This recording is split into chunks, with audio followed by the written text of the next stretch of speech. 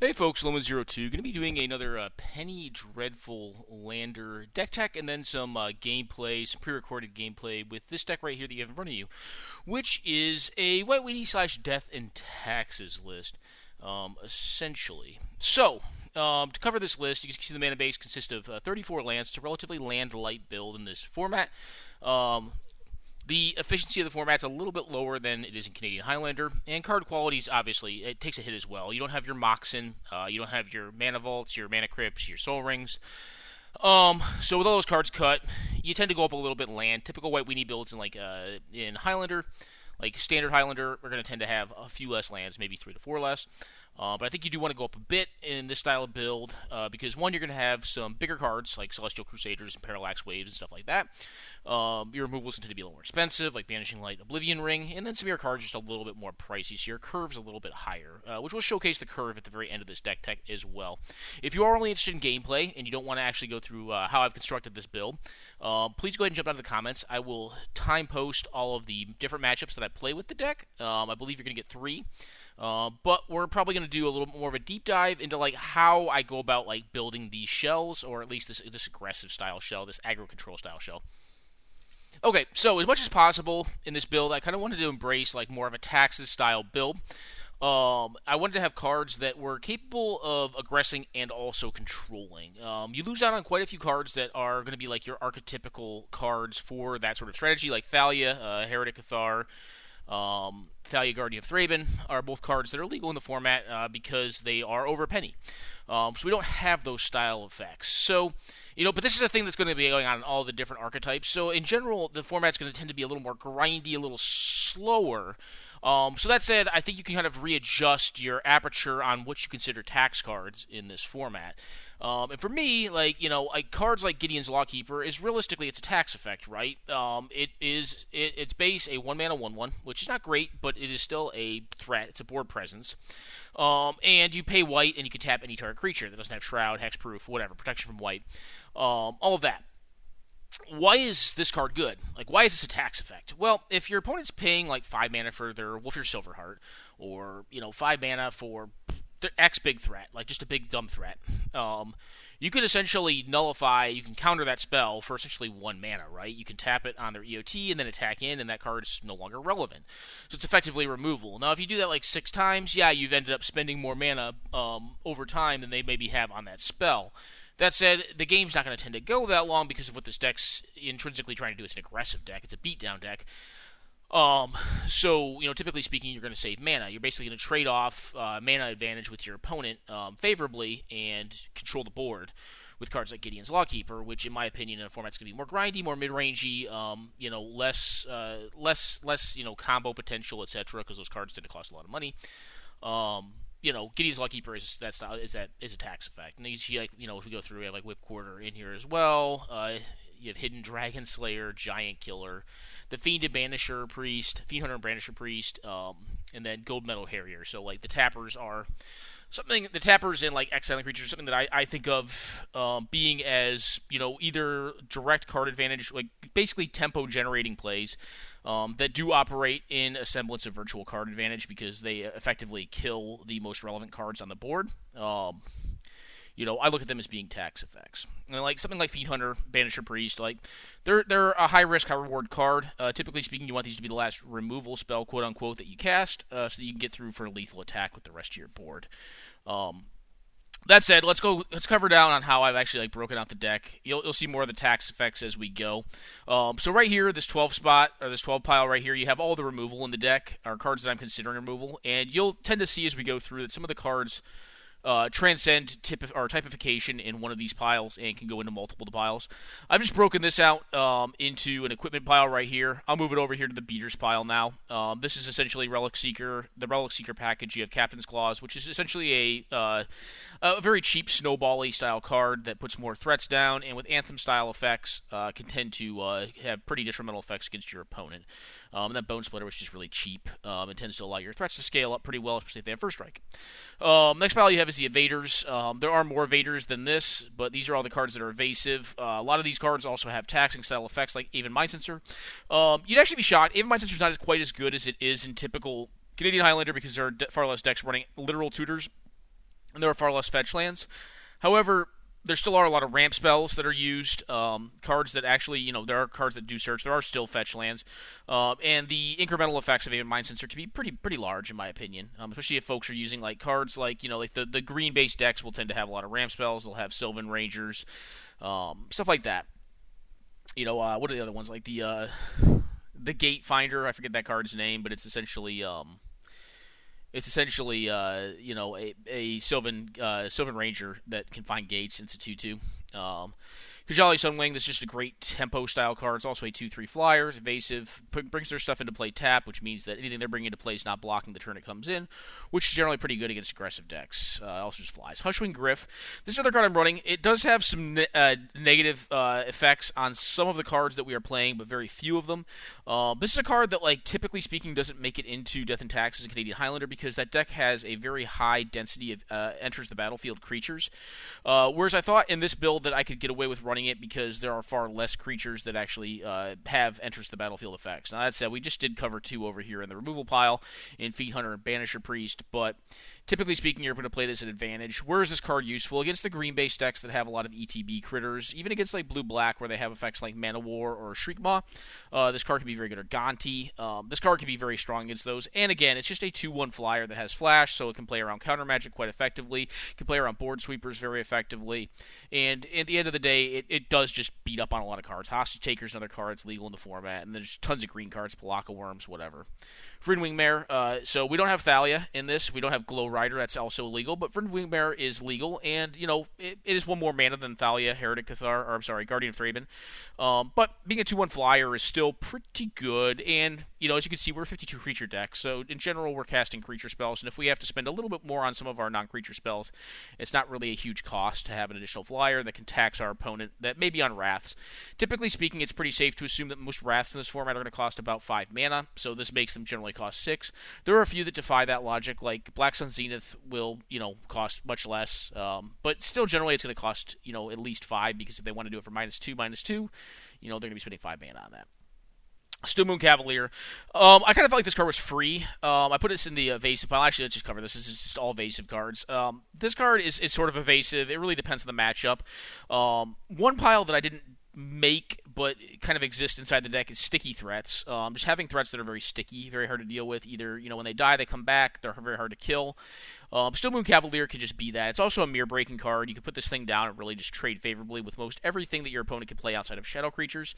If your opponent's on White Weenie. And then, there are some black aggressive decks, and, black removal is fairly common. It's some of the best removal in the format. I guess red's still probably the best removal, but, this card, does blank a lot of black-based removal. And it itself is a black card, so it allows it to block, Shriekmaw, any cards with fear, like Shadow Mage Infiltrator, which is also legal. Or, stuff like Tog, who knows. But it can block basically a lot of different cards that are relevant in the format. It's also a Grow-style threat. This is a deck that, over time can find that it has a lot of excess mana because we're not a Geddon deck. And we are on 34 lands, so, when you get up to 4 to 6 lands, and you basically spent your hand out, this card can just be a very relevant threat. It can, put a lot of mana into it. It's a Pump Knight. Starry Priest, again, just protection from red. This is just the one issue with the Shadow Critters, they don't block very well. And pro red, you generally want them to be able to block. But not basically having a threat that does not die to red cards is also quite nice. It's also just difficult as heck to block, unless they're running shadow cards. Silver Knight, just very hard to kill. This is just a 2/2 First Striker at its base level, which is honestly not that bad for the deck. First Strike is highly relevant, especially if you have a lot of it, because if you have 3 or 4 things that have First Strike, you can generally block out 7/7s and 8/8s with these little weenie creatures. They work very well together, which is kind of one of the hallmarks of White, is that is a collective, all of the cards work in a Tron-esque way to basically overcome opposition.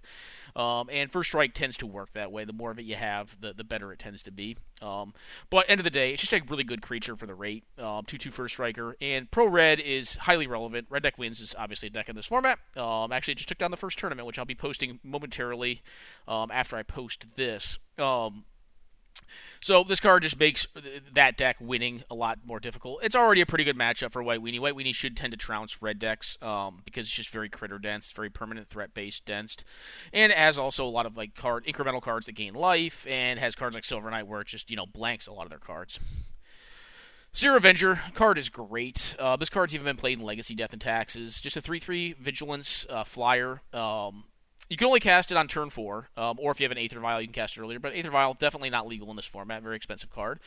But Seer Avenger, again, just, like, being able to cast this card on turn 4 is really not a big drawback, because your funnel tends to be mana in these decks, and, you can go 1, 2, 3, and then by turn 4, you have 2 2-drops, the Seer Avenger plus another 2-drop, and you just land them both. It tends to work out fairly well, despite being a card that you can't cast for your first 3 turns of the game. Core Aeronaut, also quite good. So this is a card, like, there's another flyer that I was considering, and actually I'll kind of talk one of my cards that I'm not quite sure on yet. I believe it's Core Sky Fisher. No, Core Sky Knight. So there's another 2/2 flyer that essentially is double white, 2/2 flyer, and it's a core. I was actually debating replacing, where are you at, buddy? This card right here, Sigiled Paladin, with that card, because it just flies. But again, like, from what I've seen recently, there's a lot more aggressive decks, so I think Sigiled Paladin's just a better blocker. It's definitely a worse aggressor, but it's definitely a better blocker, especially with having First Strike again. More First Strike equals, better blocks, generally speaking. But you could play the other 2/2 flyer, I think, in this deck and be happy, because I do think this is like one of the cards that's the most speculative. Like, it's probably one of the worst cards in the deck. But Core Aeronaut's a card that, like, is fine early, and then going into the long game, like, you have cards that operate as, like, basically, damage doublers, like these kind of cards right here, cards that you may want to attack in, but you just don't have a good attack without giving them evasion. And the Aeronaut's just a good mana sink, like I was talking about. We're not playing Armageddon or Winter Orb in this deck, so having the ability to have mana sinks late is pretty nice, and Core Aeronaut's a fine early play, and it's a pretty fine, like, mid to late game play as well. Core Skyfisher, another one of our ETB cards that can get blanked by our own Hushwing Griff. Generally speaking, though, like, this card is just fine at its base value. Like, it is literally a white gush. If you're a little bit mana shy in the early game and you have an extra 1-drop on turn 3 but don't have an extra land, you play out the Core Skyfisher, you put one of your lands back, you replay it, and you play your 1-drop, and you're pretty happy with that. Or you can use it to buy back effects like, enchantments that may be on the board, like, your Suspension Field, or maybe even creatures like, Giant Killer, or like the next card that's in here, Fairy Guide Mother, just to buy back those effects. Like, you can definitely do that, and it's just fine.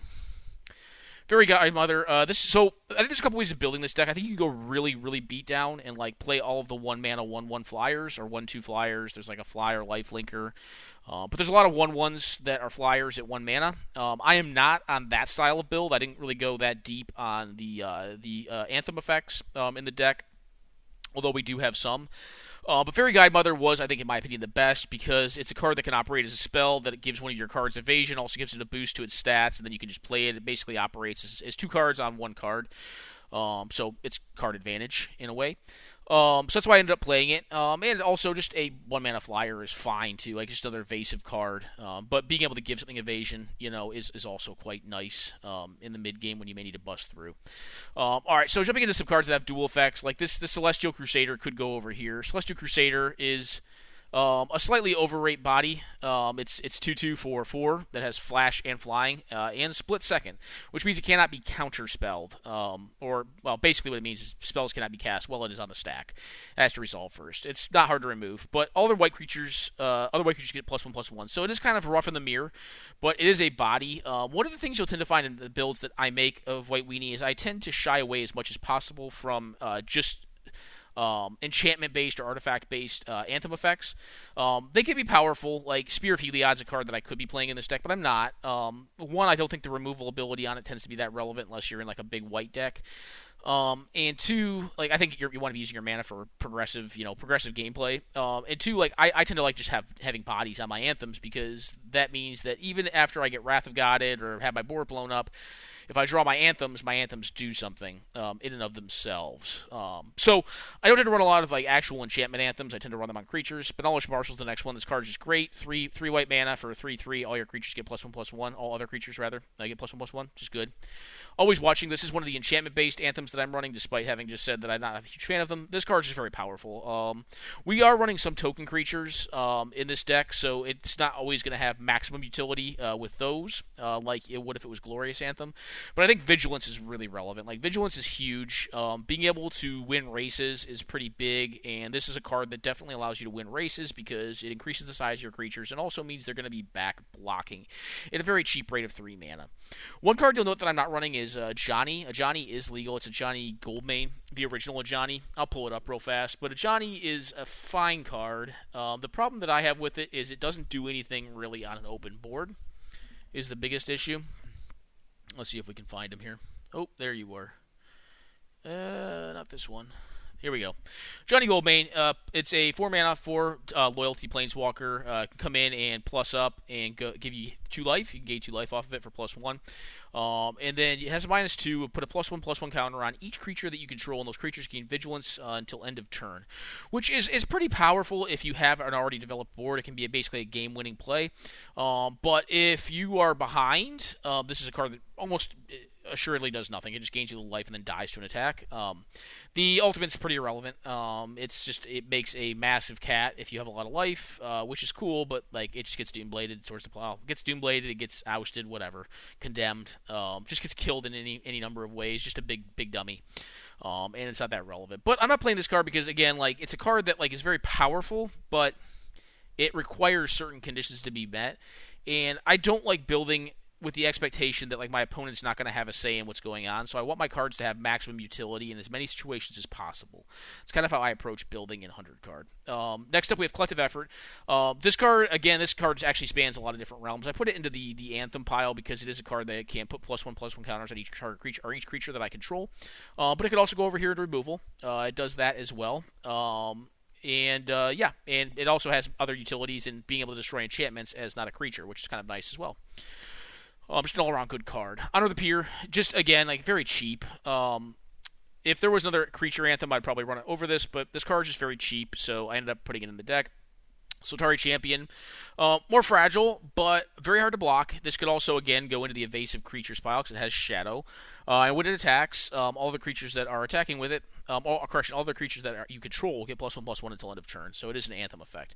Sense Tactician, also kind of an Anthem effect. There is a Soldier sub-theme that was viable in this deck. I believe I'm at 22 soldiers total in the deck. I can break it down after this, but the deck does run a lot of soldiers. That's why you see I'm running Dark Encampment. I figured it was kind of free, and like sometimes it can actually be relevant, especially if your soldier token or soldier creatures have First Strike. Dark Encampment can be relevant in basically forcing awkward combat situations. And Sense Tactician is just one of those cards that like can either grow itself, over time and become a very relevant threat, and also a very good blocker because you're able to block more creatures that have the +1/+1 counters on them, and or grow like some of your creatures outside of burn range over time. So I just kind of found it as to be a powerful like 1-drop mana sink in a deck that I know because it's not running the Geddons, is going to tend to have excess mana laying around where it's pretty free just to use it. It's not like the highest upside card, but it is a very good incremental grindy card that over time can represent more cards than just itself, in my opinion. It can represent generally a 2 or 3 for 1 over time. It's very slow. All right, next pile you have the what I'm going to call the protection pile. Again, Frontline Medic is a card that just beats down very well as well. But Frontline Medic also, if it's attacking with 2 other creatures, it gets Battalion, makes all of your creatures that are attacking indestructible. Makes all your creatures, rather, indestructible until end of turn, which means that your opponent cannot trade favorably with creatures that are likely smaller than their own, and that some amount of the damage is going to get through, or unfavorable chumps are going to have to be made on their end. This card also has the side note of having a sacrifice the Frontline Medic to mana leak an X spell. So like there are some mass removal spells that have X in them, like Earthquake, cards like that, and you can just basically force them to have more mana to actually effectively use that card to get many for 1 advantage against a board position this deck could have. 8.5 Tails. This card's very, very slow, but again, like we're a deck that is not, we'll play this early as a 2-power attacker, and play it late as, kind of a game-winning engine. Basically, it allows you to turn any card into a white card and then give a permanent that you control protection from white, which allows you to have very proactive lines with it if you have a ton of mana, and or good reactive lines against removal against certain cards with the 8.5 Tails. Test of Faith. This is, again, another really cool card. I love this card. it's a combat trick essentially. So Test of Faith is a protection spell in a way that, like, in combat, one of your creatures is going to die, and you use this card, prevent the next 3 damage that would be dealt to it, and then it gets that many +1/+1 counters for each damage prevented.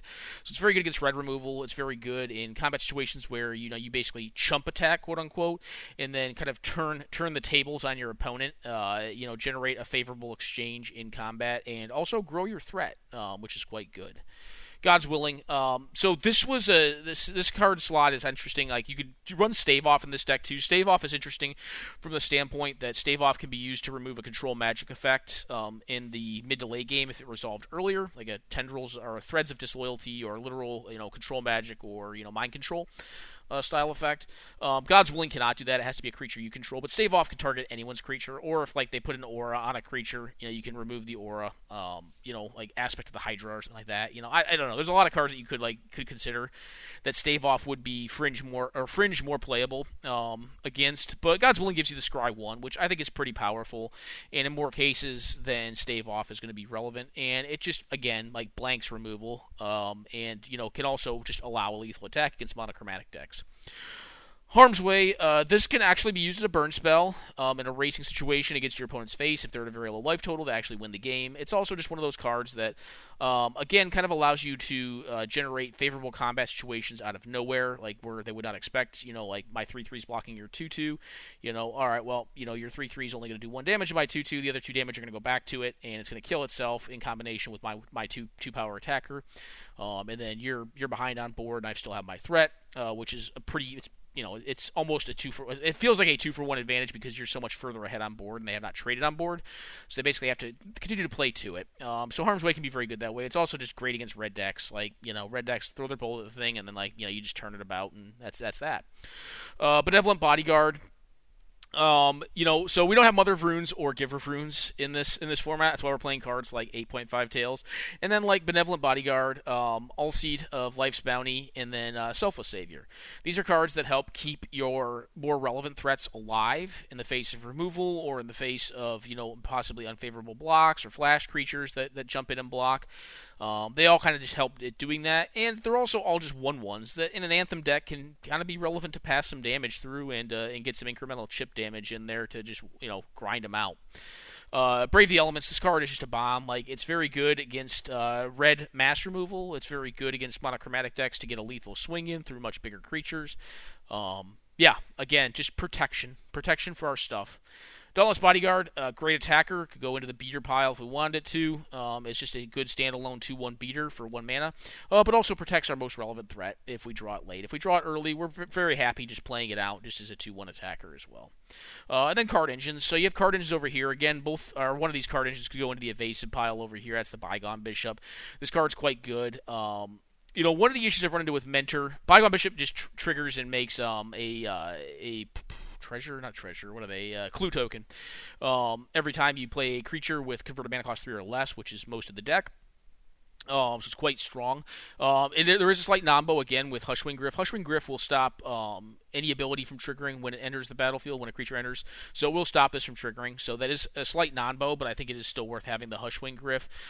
And they're your own cards, so you can play around with them in a way that you're not self goozling yourself to a point where you can't win.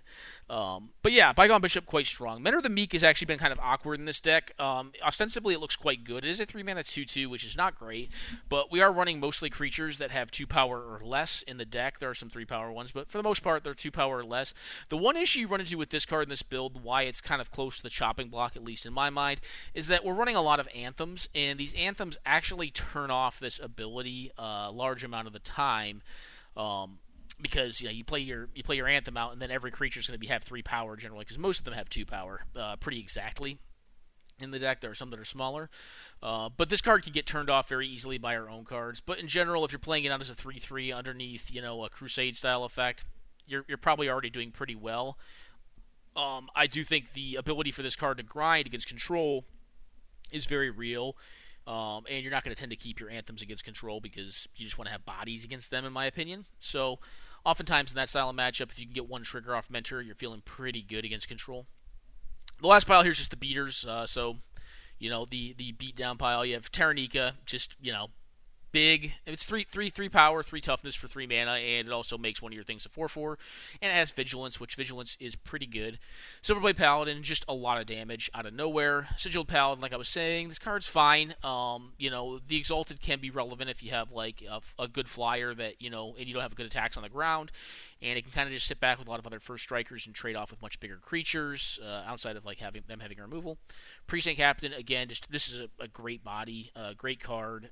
Makes more bodies, has first strike, is a soldier, which is kind of nice. Loyal Cathar, not going to show up great on this card reader. Just again a sticky threat. If this thing dies, not exile but dies, then it's going to come back as a 2/1 that cannot block at the end of that turn, at the beginning of that end step of that turn. Which is very good. The card's pretty strong. It also has vigilance, which means it's a good blocker, and at some point it is going to trade. It is only a 2/2, doesn't have first strike or anything cool on it, but it is a soldier as well. But yeah, all around just a fairly decent card. Knight of the Meadowgrin, just a lifelinking first striker. Just again another decent body for rate. Elite Inquisitor, vigilance, first strike. I have had the protection from vampires, werewolves, and zombies come up, specifically against vampires and zombies in the format already, where it was able to basically blank out like a Stromkirk Noble. And I think there was a zombie in one game. I think it was one of the sack zombies. I think there was a Bloodthrone Vampire and like Nantuko Husk. Nantuko Husk and played. It was blanking out the Nantuko Husk in the Bloodthrone Vampire against the Kratz matchup, which is kind of funny. All right, Hammer Militia. This is just a Grow style card. This is a deck that plays 52 creatures, so it's going to have a lot of creatures. It's going to play a lot of creatures, and eventually this thing will flip and become massive and make more 1/1s every turn. And up until that point in time, it's all right. Again, it's close enough as a 2/2 that the high payoff on it in a mid to long game is pretty strong. Glorybound Initiate. This is actually a combo with Always Watching, because your cards have vigilance at that point. Then you can just basically go ham with it every single turn. But a 3/1 for 2 that can become a 4/4 in the attack step and gain you 4 life is really big for 2 mana. Eidolon of Obstruction. Again, this is another card that is kind of replacement level, but the biggest reason I included it is because it does have first strike, which is pretty big. Not a ton of planeswalkers in the format. A lot of the best ones have been cut, but there are still some. There's like Garruk, which means that you can basically make Garruk not make 2 mana, just make 1 mana, which is fairly relevant. And again, just a first striking 2/1. But I could see replacing it with another flyer if you wanted to actually increase the clock of the deck, like the evasive clock of the deck. But again, like I was saying, I wanted to have this deck be a little more neutral bias so that it had some decent game also against other aggressive decks. And I think one of the best things that you can do to win aggressive matchups with white cards, white creatures are already very good at fighting other small creatures, but specifically the first strikers are very good. They're very hard to just break through. Dato Vanguard, just hard as hell to kill, very sticky threat, does a significant amount of damage, and is just a pain in the ass to kill. So against control decks, removal style decks, you can pay your 4 life, feel pretty good about eating one of their cards. Against red deck wins, sometimes you'll just trade this off for a burn spell because the 4 is not worth it, but sometimes it is worth it. A Quarter Paladin, a fairly fragile creature, but again, this is just a card that packs the heat. And honestly, it could be put over here in the Anthem effects as well, because it's effectively what it does. It's really just in here as an Anthem, and a fairly decent rated creature.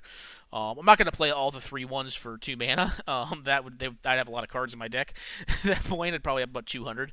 But this one specifically because of Battlecry. Battlecry is just a very powerful effect, especially when you start complementing it with, protection spells for this creature specifically, and then a bunch of first striking creatures. Like First Strike with Battlecry is pretty good. Anything that buffs power on first strikers tends to be great. Imposing Sovereign, again, this is a taxi-style creature. This ability is very powerful, though. Creatures your opponents control enter the battlefield taps, very good. It basically means that they're irrelevant for almost an entire turn cycle, which means you're going to pack on, basically it's a doubling cube for your damage. And then when they finally get to untap them, they're so low that, they have to basically, block. They have to block. They're forced to block. Drive Militant, another taxi creature. This card's great. Played in Canadian Highlander, Death and Taxes. It just hosts a lot of the Spells Matter decks, Graveyard Matters decks. Figure of Destiny, also quite good. This card is just a grow style threat that, with excess mana, again, we've talked a lot about mana sinks, and Figure of Destiny is a great mana sink. It's pretty good at that. Venerable Knight, just a 2/1. There actually are a significant number of knights, so the ability on this is not that irrelevant, but again, it's just a 2-power, 1 mana attacker, which is good. Soldier of the Pantheon, one of the better 1 mana 2/1s. Protection from multicolored is quite good. It can stop, just there's a significant number of cards that I think this stops or blocks. Like you can block opposing Dryad Militants or Figures of Destiny. For pretty much free, you can attack through some of those style of cards. Just pretty good. Savannah Lions, probably one of the worst 2-mana or 1-mana 2/1s in the deck. But, I wanted a density of this style of effect just to pack pressure on and make sure the clock was adequate. And look at that old art. That's just what it is. All right, Hazda Marshal. This card's fine. This is one of those cards, kind of like I was thinking of playing. I think it's Boros Elite, which is a 1-mana 1/1 that when you attack with 3 creatures, it becomes a 3/3. Hazda Marshal is kind of similar in the fact that like if you're attacking with Battalion, at least 2 creatures, right? 2 other creatures, so it's 3 creatures total. You get to create a 1/1 lifelinker, which is just a kind of a powerful like engine style effect that like gives you essentially more bodies to race with. They also have lifelink, which makes it more difficult to race them. So I figured I'd try this card out. This card's been fine. It hasn't been exceedingly impressive, but it's been fine. It's been just decent. I think it's definitely. I don't think it needs to be cut. I think it's worthy of its inclusion because you definitely want a high density of 1-mana spells just to continue to have pressure. Elite Vanguard. Yep.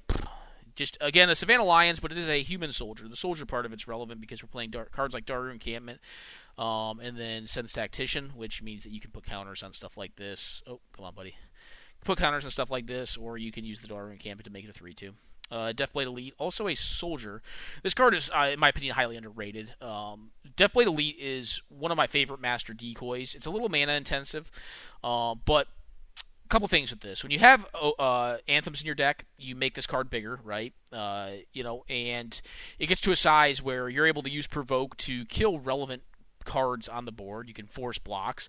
The way Provoke works is when you attack, Provoke triggers, and you can untap a target creature, and it's forced to block this creature. You can also just force an untapped creature to block as well.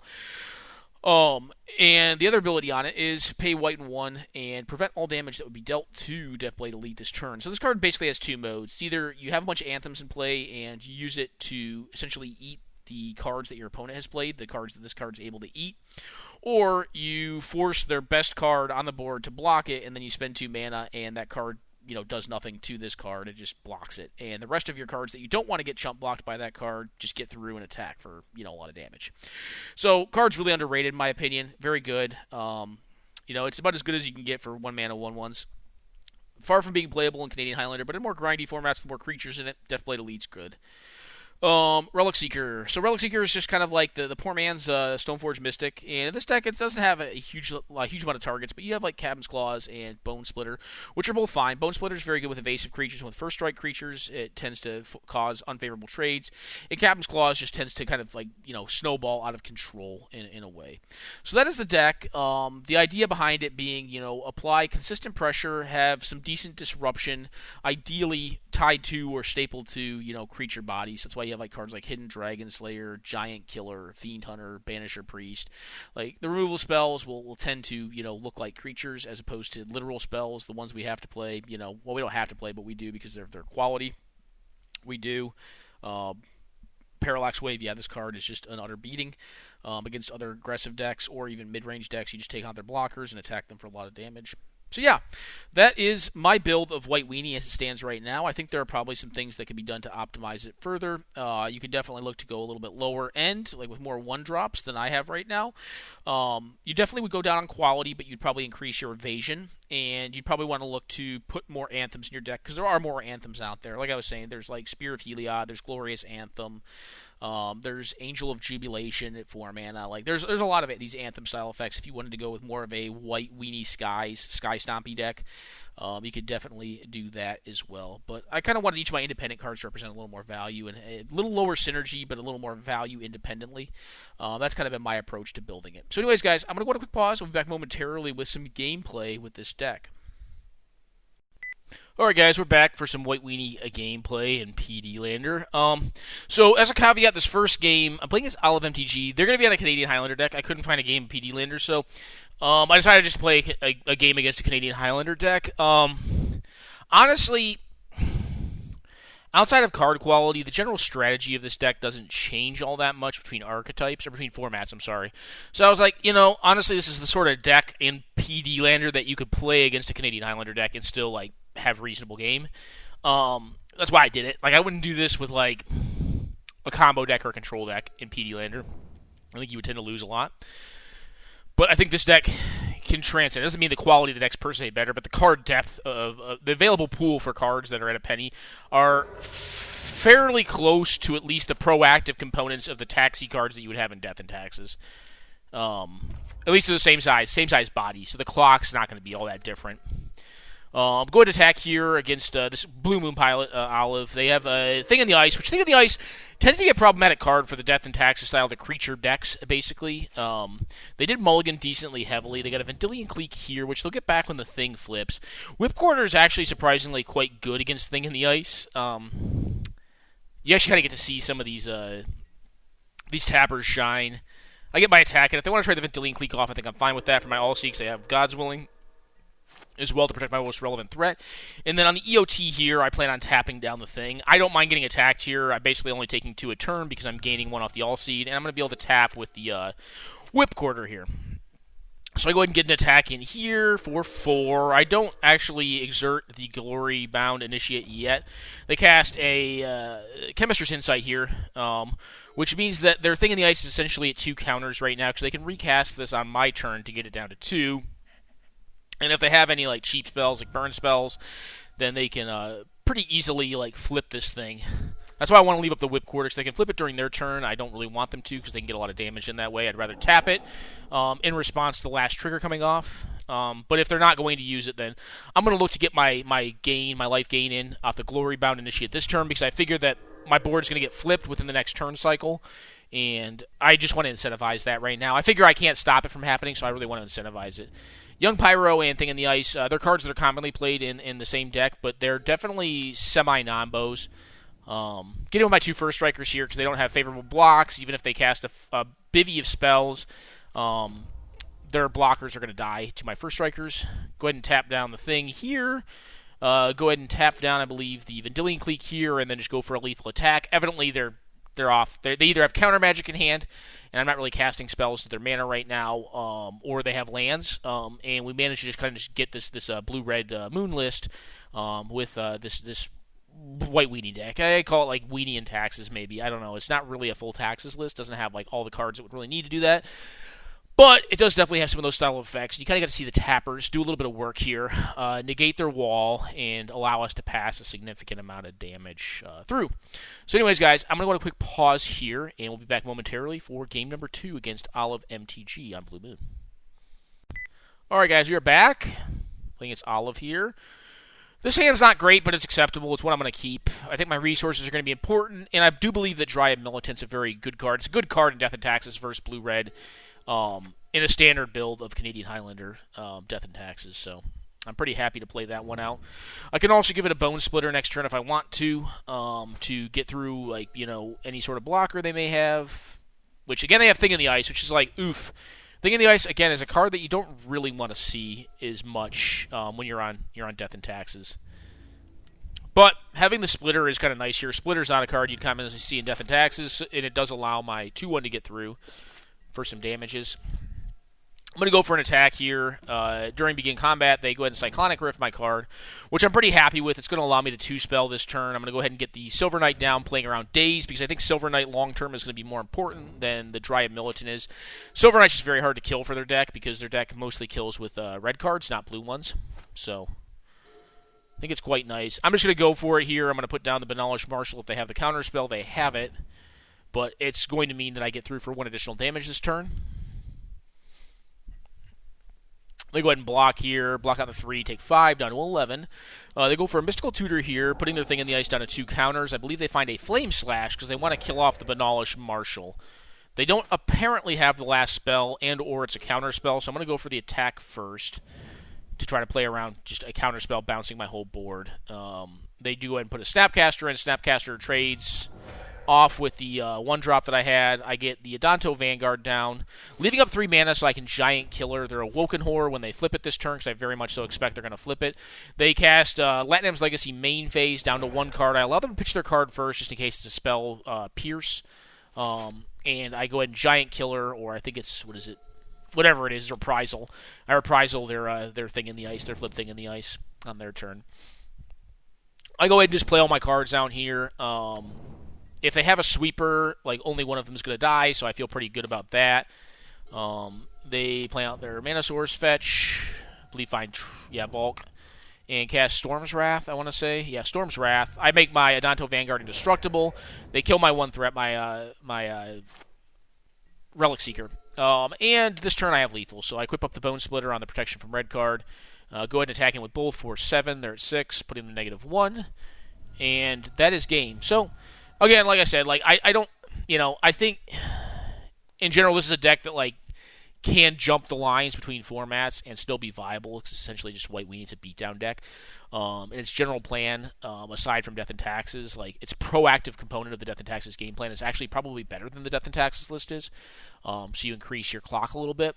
But the reactive or, taxi side of the deck is definitely limited. So if we were to play against like good combo decks in the format, I think we would be much more challenged. That said, you kind of got to see like the sticky threats, the protection from red stuff, like the tappers, kind of all like have the effects we're kind of looking to have, even though we're playing against a deck that was in a more powerful format. Yeah, so anyways, good games to Olive. Definitely enjoyed them. Good to test the deck and kind of see that it's able to cross formats, that it has the potential to do that. Yeah, anyways, quick pause, guys. We'll be back momentarily for some more gameplay. All right, guys, back. We're playing against Hemlectin here. And I believe they are in Black-Red Aristocrats, which is not a deck that I know that well in this format. This format, honestly, is fairly undiscovered. Siege Arrest turn 1, getting my Suspension Field. Seems fine to me. I'm going to get Benevolent Bodyguard down on turn 1 and have Protection Element. Hard to tell what they're actually on right now, at least in the gameplay as it was. Second Black Mana Source. No cast, though. I'm just going to go ahead and get down the Quarter Paladin. I can protect it with my mana, or with my Benevolent Bodyguard, and it's going to represent the biggest clock right now, just to kind of, force their hand. Miss on a land drop here, but that's fine. Like, we have a castable spell. I guess technically we don't miss on a land drop because Skyfisher gives me my land back, but we basically miss out on a land drop. Alright, so they go ahead and Chain Lightning my Quarter Paladin. I just give it Pro Red to protect it from that. I figured they'd have a black removal spell. They evidently did not. We're going to get them for 6 this turn and put them to lethal on the following turn with this Whipquarter. Miss on mana a bit this game, but evidently our opponent's missing on action this game because I believe they go ahead and concede this turn. Alright, no, they don't. They cast the Voldaren Pariah out. I just go ahead and attack with all here. Force trades. They go ahead and take the trade. I just play out my other 2-drop to put them to dead to, 6 ways to Sunday. They'd have to have essentially 3 removal spells or a sweeper. 2 blockers. No 2 blockers is going to do it here, unless they have lifelink. And even if they did, I could use Whipquarter to tap one of them down. So, yeah. Managed to get them here in game 1. Quick pause, guys. We'll be back momentarily for the next game in this match. All right, guys, we're back for game number 2 against Hemlectin. Hand's fine. A little slow, but it's got a card engine in the form of Mentor of the Meek. Find my next plane, so I have a 2-drop to play here. They go ahead and get down a Perilous Mirror, which is a card that's going to trade favorably with most of my cards. At least at parity. They can get Yahenni down, kill off my threat, make their Yahenni a 3/3, which is pretty annoying, but, what are you going to do? I go ahead and take their Yahenni away from them with my Fiend Hunter. They cast down the Cauldron Familiar and then kill my card. So they've had some pretty good ones so far. I think there was an argument to also casting out a morphed Hidden Dragon Slayer here, but I feel like if they had more removal, that would have just died. So what they're actually playing is pretty evident now. I didn't really know after the first game what they were up to. They're obviously on some sort of aristocrats / Black-Red Sacrifice style deck. They go ahead and Ultra Sweep their cat, find a Goblin Crater Maker. I'm in a little bit of trouble right now. I think there was an argument to casting out the Oblivion Ring here. Just to get, their Goblin Crater Maker. I end up leaving up my mana to use the 8.5 Tails, which I know that if I do this, I'm going to lose my 8.5 Tails to the Goblin Crater Maker. But I want to force them to use their mana to do it and take creatures off their board. They unfortunately have unnatural stamina, which means that they're going to be able to get the Crater Maker back after killing my 8.5 Tails. But in a minimum, I get to keep my Hidden Dragon Slayer around, and it does represent some life gain against their deck, which appears to be quite aggressive. Go ahead and cast Oblivion Ring out, get rid of the free sack outlet. They go ahead and just sack it to the other free sack outlet to keep it in the bin, because they may want to reanimate it in some way, shape, or form. They unfortunately have Phyrexian Plague Lord here, which just starts killing off my team. But I do have them down to 0 cards, so, I'm not in a good spot, but, I do have the possibility to win.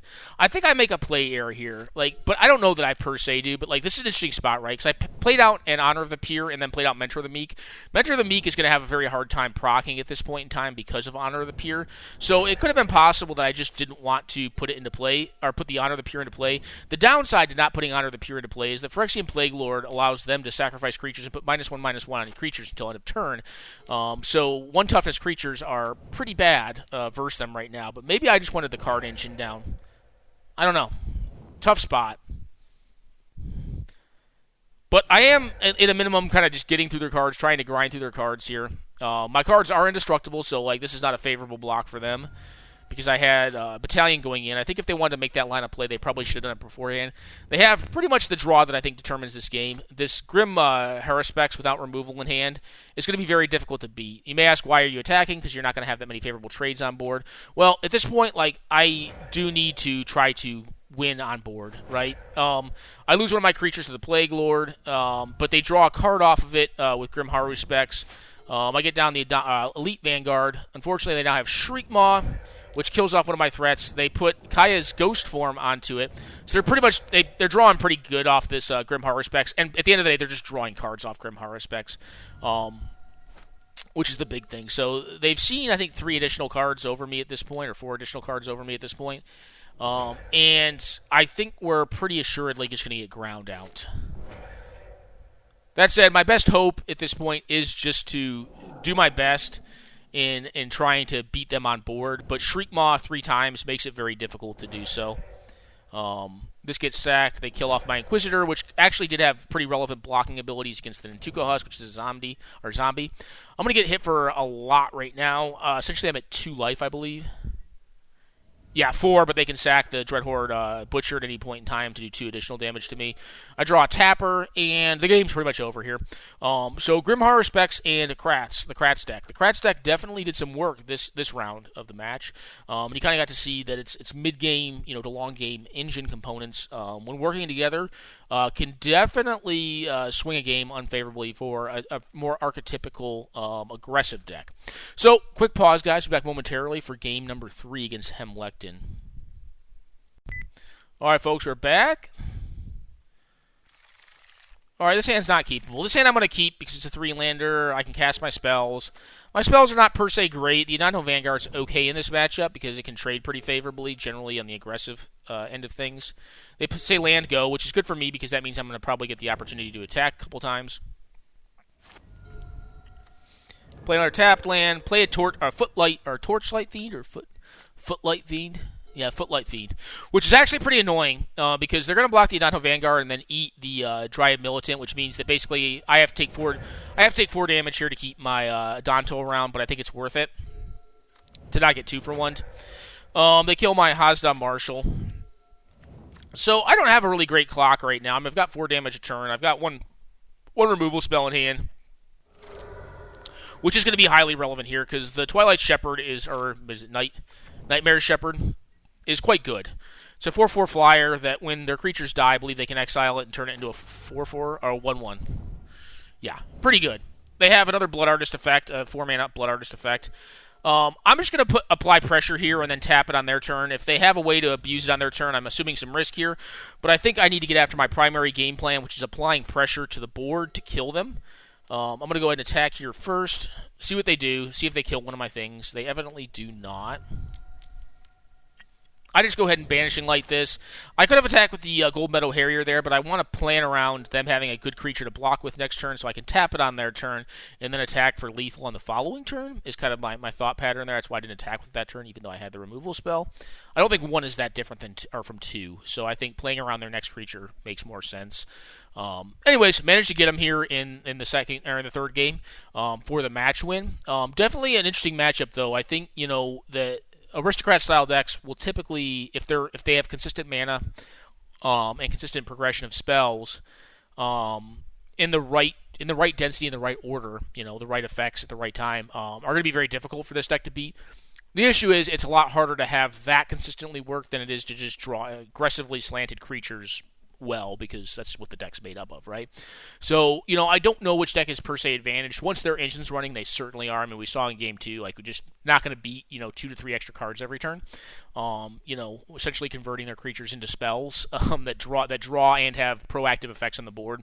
It's very difficult to beat, but, if we can manage to swamp them with a couple, 1 and 2 drops that just can go unanswered for multiple turns, we can definitely get there, as we saw in this game.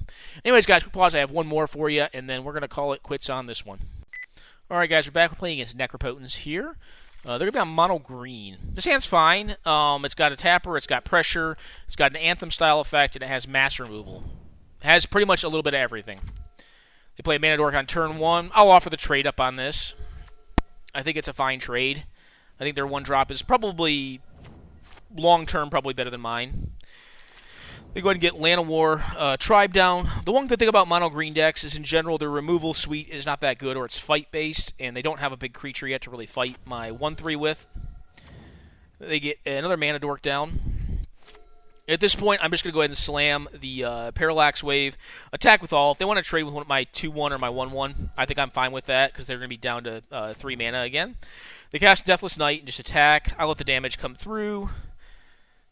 Lose a counter on the Parallax Wave. Go ahead and give all my stuff counters. Attack down to 4. Get rid of all their blockers and their mana production. They draw, evidently don't have a castable spell, and they just go ahead and pack it in. So the Parallax Wave would go down to 0 counters, and the turn after it went down to 0 counters, it would go away and bring all of the creatures back. I think we're in a pretty good spot just to seal the deal here. They basically have to play 2 blockers, or 1 blocker that gained them life on the turn that it came into play. Otherwise, they're dead to the creatures on board. Regardless, I have a Gold Metal Hair, so I can at least tap their best blocker and still get in with 5 power here. So, rough spot to be sure. Anyways, guys, quick pause, and we'll be back momentarily for game number 2 against Mono Green, piloted by Necropotence. All right, folks, we are back for game number 2 against Necropotence here.